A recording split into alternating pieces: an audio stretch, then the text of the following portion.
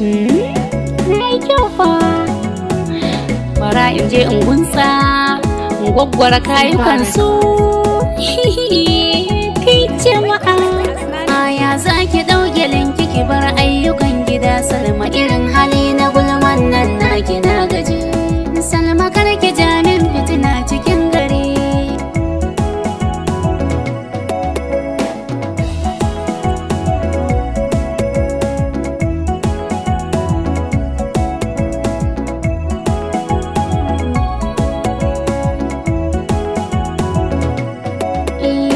Balki mai kike a wurin nan kina haƙi, lallai barin kunun asuba zai risa da ke. Gacin saurayin kishi da Jamila gidan biki, su yi nan su ƙara su yi nan harka ta arziki. Da na tambaye shi ke har da tsaki da jan jiki, wani zancen ki je ki same shi ba zan faɗe shi ba.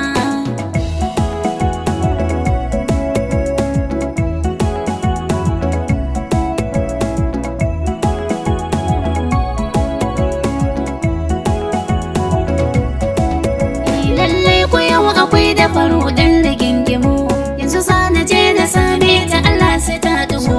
Amma karki ce da shi kuma kin ganni mun gamu, ina za mu samu damar magana in mun gamu. Ya sai mata ice cream tana sha baki dumu-dumu, yanzu kan da girki same su ina ga sun tafi.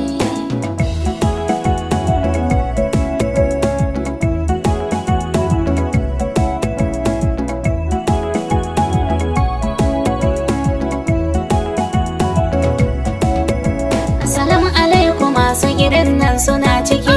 Lale da Salma oyoyo marhaban da ke. Saura kaɗan na aika a gida a zo da ke. Kin san ni ba ni jin gajiyar hira ni da ke. Yanzu ma ina gidan wata magana na zo mu yi.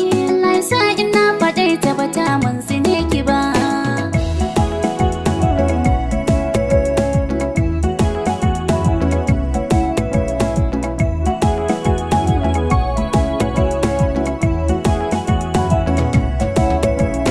Salma ba ni in sha amma a hankali, don na ga kwalliyar ki ta yau ta ji tozale.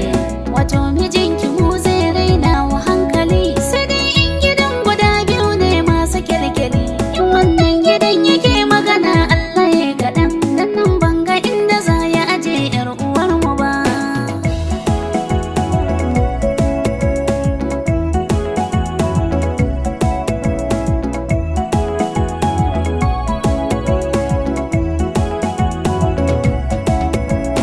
Salma me ake ciki kin sa ina layi, na fara jan idanuna na ta kai kai. A'a bari dai shiru da bakin nan kafi sosai, watakila baya san ki je auren da za yi.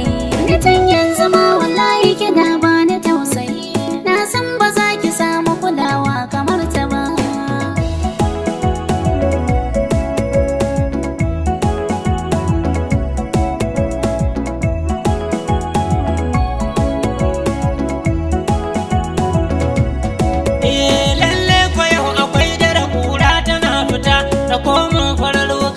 Ajalin mazambata, kin san halinta ta iya cire kan makaryata.